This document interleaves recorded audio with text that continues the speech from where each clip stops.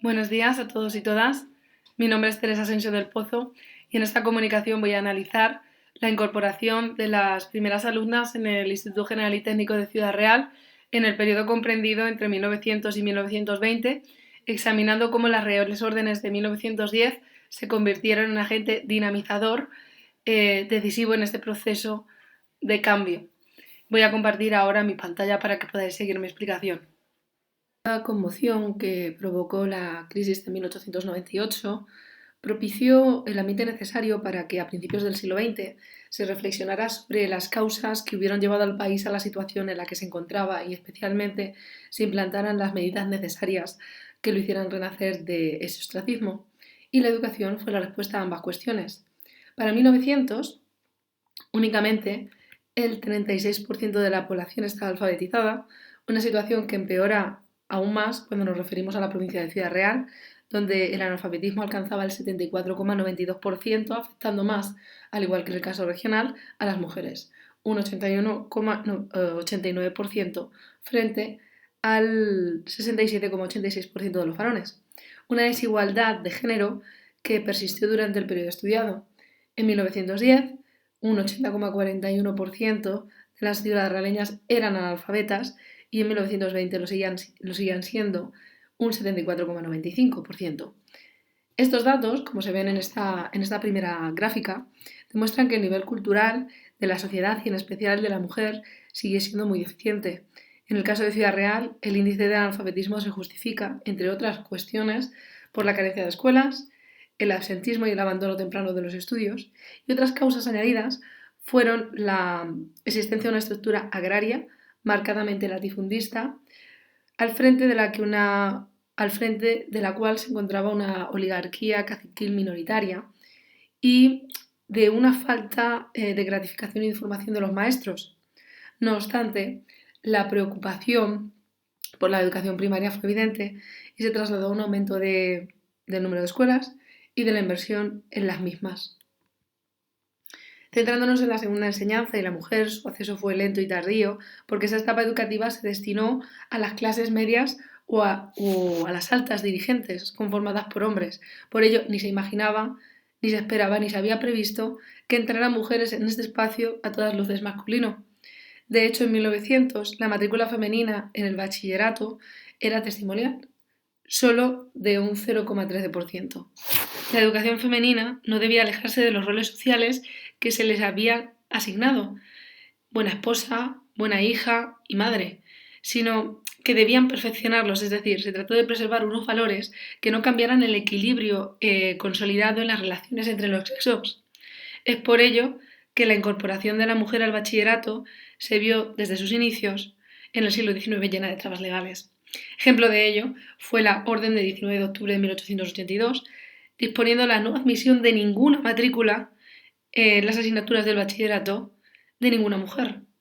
Serían la orden de 8 de marzo de 1910 y la posterior de 2 de septiembre las que abrieron de nuevo la posibilidad de matricularse en el bachillerato en igualdad de condiciones a sus compañeros varones y su habilitación para ejercer toda profesión relacionada con el Ministerio de Instrucción Pública.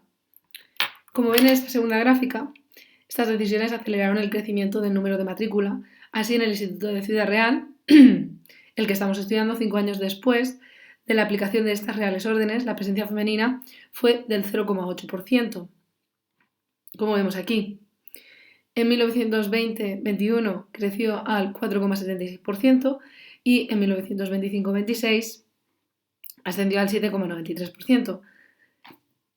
El bachillerato tenía una clara orientación teórica y al inicio del siglo XX intentó abordar con 3 reformas educativas las necesidades exigidas por los nuevos tiempos. La última de ellas, el Plan Boayal de 1903, vigente hasta 1926, aligeró la carga académica del bachillerato, reduciendo y fijando el número de asignaturas en 5 por curso, modelo con el que estas primeras alumnas se encontraron. El Instituto de Ciudad Real se creó en virtud de la Real Orden de 9 de febrero de 1843.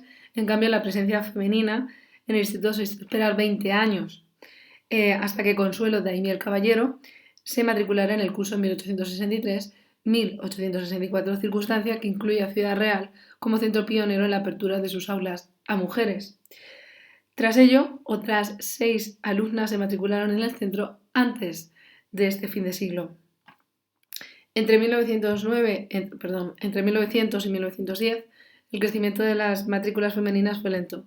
Únicamente se contó con 2 alumnas en enseñanza no oficial, concretamente libre.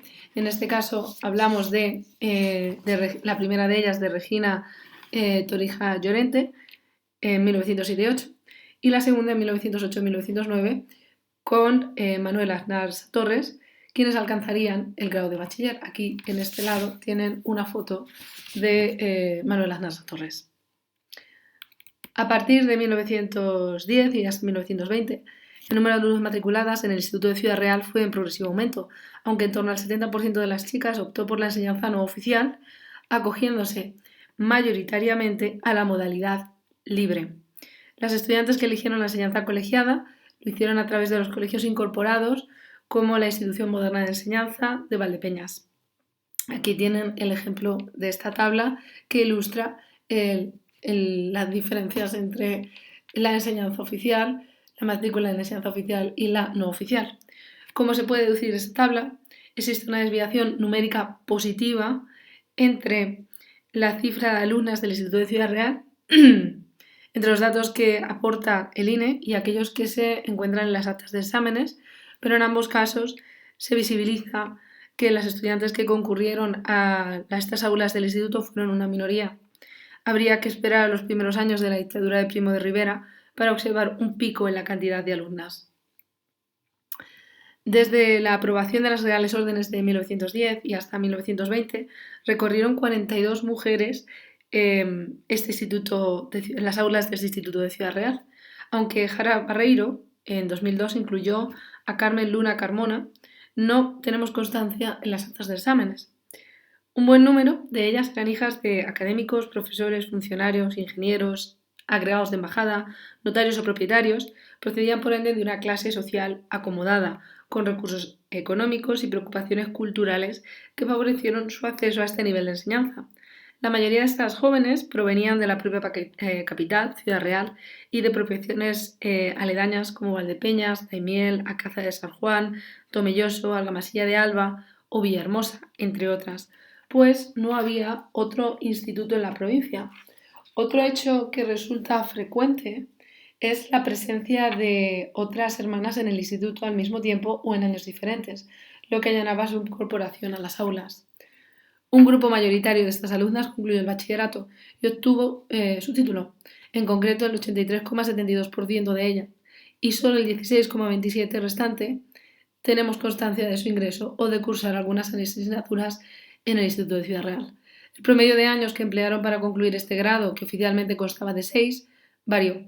Mayoritariamente lo hicieron en 6 años, y de igual modo las edades con las que terminaron fluctuaron entre los 16 y los 19 años.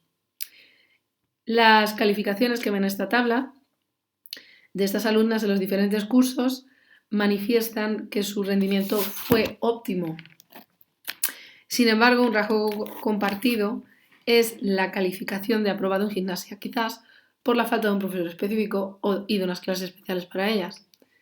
De las 42 alumnas analizadas, 26 obtuvieron matrícula de honor.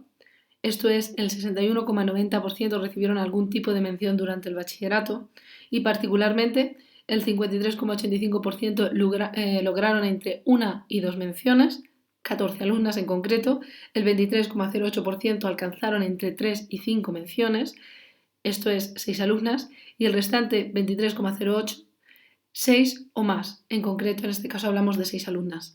Asimismo, las materias en las que recibieron más menciones fueron caligrafía, 15, religión de tercer curso, 7 de ellas, y latín de primero, 11 de ellas.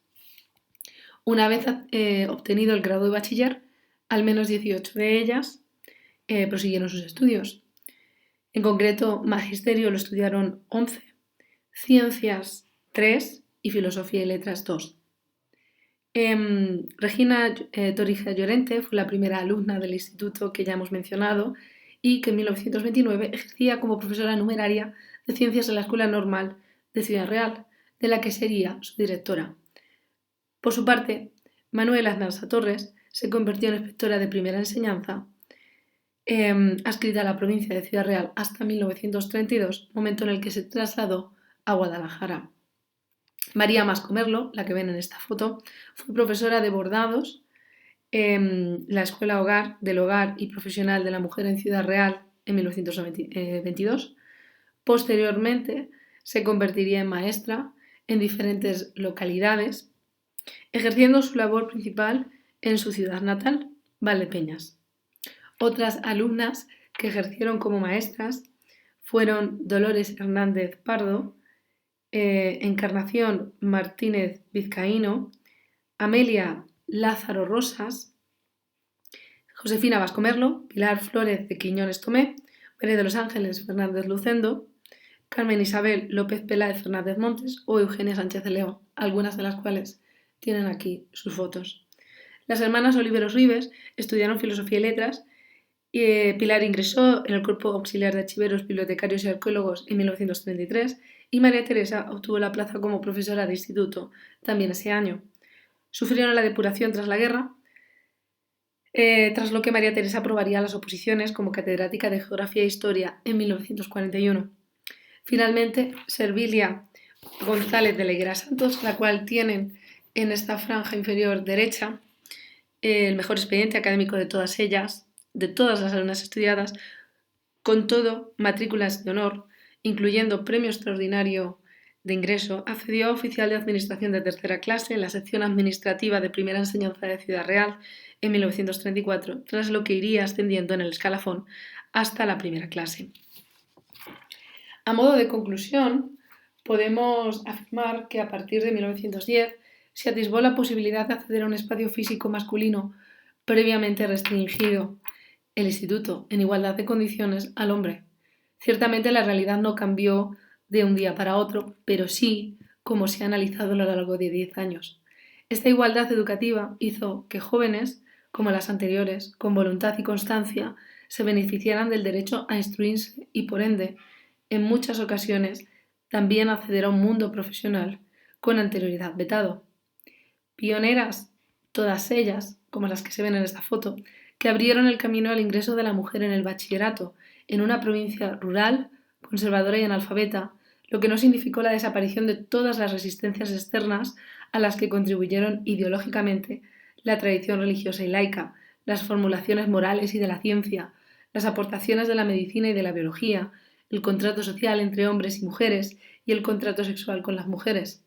No obstante, superadas dichas barreras, su incorporación dejó de ser anecdótica para convertirse en una realidad cotidiana en la década de los 20. Muchas gracias por su atención y aquí les muestro algunas de las referencias bibliográficas que he utilizado